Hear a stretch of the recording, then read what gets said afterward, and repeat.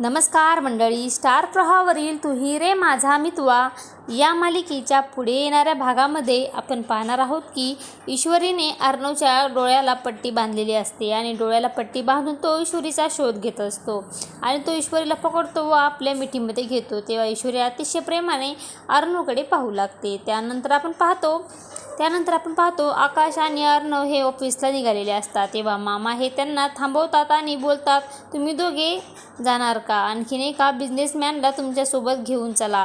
आणि तेव्हा ईश्वरी ही कारचा दरवाजा उघडते व बाबा हे कारच्या बाहेर येतात आणि तेव्हा ईश्वरीने बाबांना पूर्णपणे बदलून टाकलेले असते आणि तेव्हा सर्वजण भाऊ खून बाबाकडे पाहू लागतात. त्यानंतर आपण पाहतो लावण्याच्या आईचा फोन हा अर्णवला आलेला असतो आणि तेव्हा अर्णव हातातील बोलतो, माझा बिझनेस आहे, मीटिंग कधी घ्यायची, कुठे घ्यायची आणि बिझनेस कसा वाढवायचा हे मी ठरवणार. तेव्हा देशमुख बोलते, आता तुम्ही कंपनीचं ओनर राहिला नाही, 60% ओनर मी आहे, त्यामुळे मी ठरवेल तसेच होईल आणि आता ही लावण्याच्या एका अपमानाचा बदला घेतल्याशिवाय स्वस्त बसणार नाही. आणि तेव्हा अर्णव देखील अतिशय रागवलेला असतो. आता पुढे येणाऱ्या भागामध्ये आपल्याला कशा प्रकारे लावण्याच्या अपमानाचा बदला घेणार हे पाहणे अतिशय रंजक ठरणार आहे.